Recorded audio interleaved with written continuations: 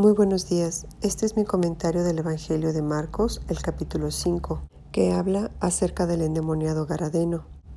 Dice aquí la Biblia en el versículo 2 que cuando Jesús salió de la barca, enseguida se acercó a él, dentro de los sepulcros, un hombre con un espíritu inmundo, que tenía su morada entre los sepulcros, y nadie podía atarlo ni aun con cadenas, porque muchas veces había salido atado con grillos y cadenas, pero él había roto las cadenas y destrozado los grillos, y nadie era tan fuerte como para dominarlo.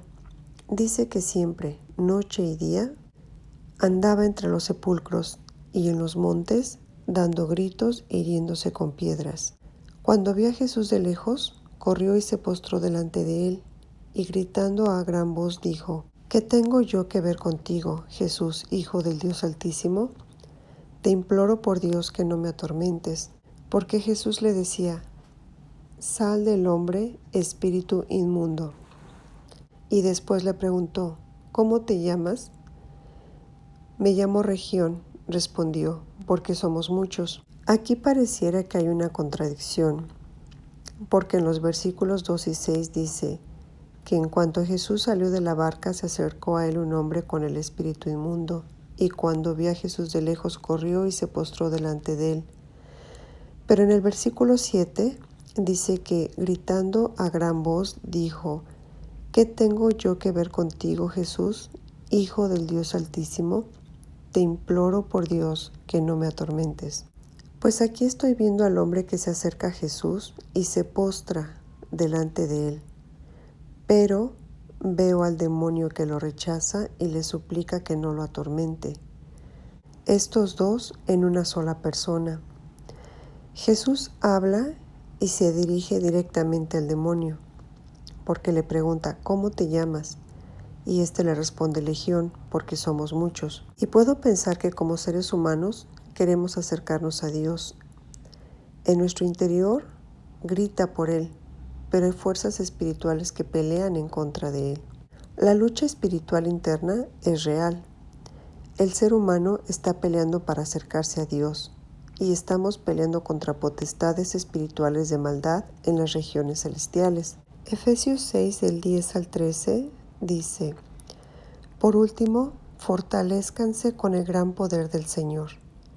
Pónganse toda la armadura de Dios para que puedan hacer frente a las artimañas del diablo, porque nuestra lucha no es contra seres humanos, sino contra poderes, contra autoridades, contra potestades que dominan este mundo de tinieblas, contra fuerzas espirituales malignas en las regiones celestiales. Por lo tanto, pónganse toda la armadura de Dios, para que cuando llegue el día malo puedan resistir hasta el fin con firmeza. Estos versículos hablan acerca de las acechanzas del diablo, de los principados, de las potestades, de las huestes espirituales de maldad en las regiones celestes y los dardos de fuego del maligno, que se dedican a hacer pecar al hombre y alejarlo de la fe en Dios. Y veamos en la segunda epístola a los Corintios, el capítulo 11 del 23 al 28, el apóstol Pablo resume en forma comprensiva los obstáculos que había tenido que superar. Dice: ¿Son ministros de Cristo? Como si estuviera loco Pablo hablando. Pues yo más, en trabajos más abundantes, en azotes sin número, en cárceles, en peligros de muertes muchas veces. De los judíos, 5 veces he recibido 40 azotes menos 1. 3 veces he sido azotado con varas, 1 vez apedreado, 3 veces he padecido náufrago, 1 noche y 1 día he estado como náufrago en alta mar. En caminos muchas veces he estado en peligros de ríos, de ladrones, peligros de mi nación, peligros de los gentiles, peligros en la ciudad, peligros en el desierto, peligros en el mar, peligros entre falsos hermanos, en trabajo y fatiga, en muchos desvelos, en hambre y sed, en muchos ayunos, en frío y en desnudez, y además de otras cosas. Lo que sobre mí se agolpa cada día es la preocupación por todas las iglesias. Sin duda alguna, aquí no vemos ningún demonio, pero vemos muchas personas y situaciones causándole daño a Pablo. Le podemos llamar una legión de cosas malas causadas ya sea por seres humanos o la naturaleza misma del vivir en este mundo caído. Detrás de todo esto, sí existe una fuerza maligna interna que utiliza a las personas quienes también tienen esa misma lucha interior.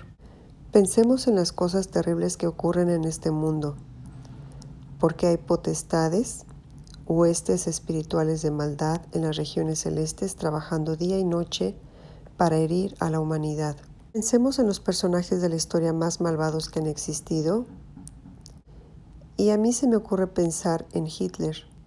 Comparémoslo con el endemoniado Garadeno, que era un hombre con un espíritu inmundo que tenía su morada entre los sepulcros, y nadie podía atarlo ni aun con cadenas, porque muchas veces había salido atado con grillos y cadenas, pero él había roto las cadenas y destrozado los grillos, y nadie era tan fuerte como para dominarlo. Dice que siempre, noche y día, andaba entre los sepulcros y en los montes, dando gritos e hiriéndose con piedras. Sin duda este hombre era prisionero de una legión de demonios. Dice el versículo 3 que nadie podía atarlo ni aun con cadenas. Y así pienso que era Hitler. Nadie podía detener su maldad. Podríamos meternos en un estudio muy profundo de psicología de su vida, y sin duda encontraríamos cosas muy interesantes, pero eso llevaría todo un ensayo. Lo que quiero decir es que sin duda existen elementos que llevan a las personas a hacer determinadas acciones, y esas mismas personas fueron inducidas probablemente por otras, y así sucesivamente.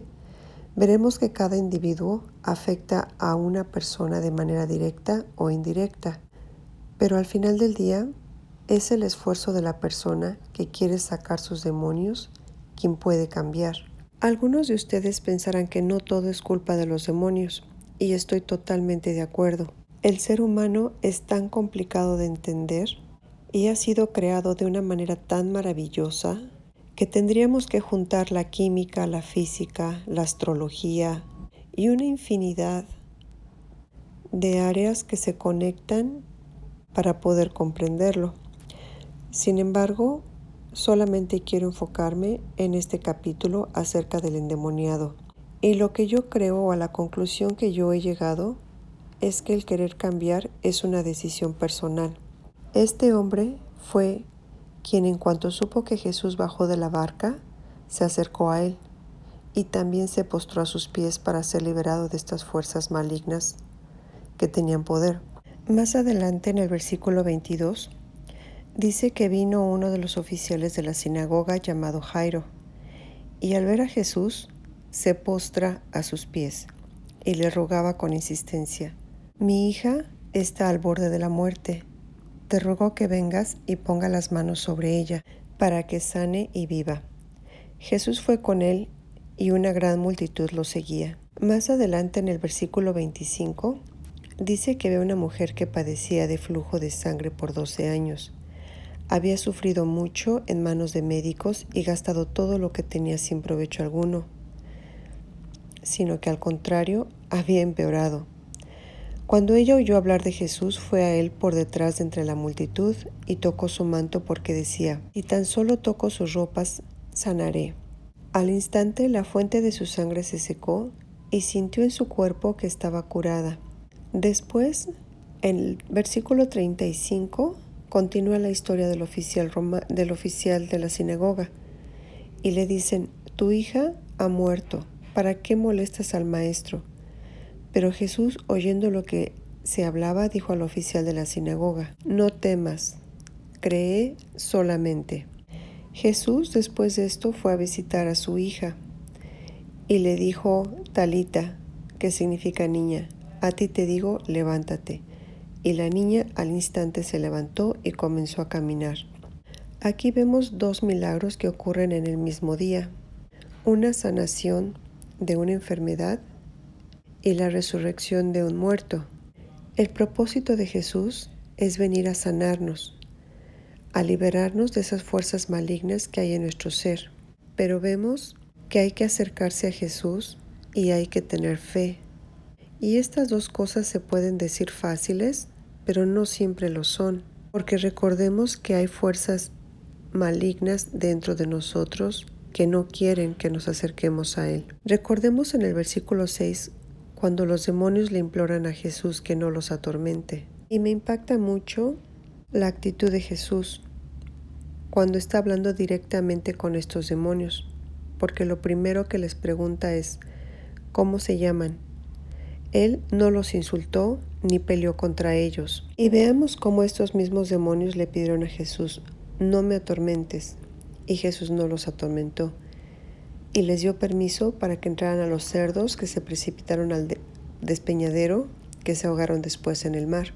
Más tarde la gente vio al hombre que había estado endemoniado, sentado, vestido y en su juicio cabal. Y lo que yo puedo ver aquí es la compasión de Jesús aún para con los demonios. Jesús tiene poder para sacarlos de nuestras vidas si tenemos un corazón que se postra a Él y lo buscamos reconociendo nuestras necesidades. Pues en este capítulo nos muestra 3 ejemplos. Una persona llena de demonios, vemos a una mujer que ha estado enferma por muchos años y al padre que pierde a su hija. ¿Cómo Jesús va a hacer estos milagros? No lo sabemos, porque sin duda resucitar a un muerto suena inconcebible. Pero lo que yo he visto en mi vida, que Jesús ha resucitado áreas en mí o situaciones de una manera extraordinaria, de maneras que a veces son tan sencillas de ver, pero que antes de que ocurrieran parecían imposibles. Pues este es mi comentario por hoy. Siento que es un capítulo muy interesante y he aprendido mucho de él. Muchas gracias, esto es todo por mi parte y que tengan un bonito día.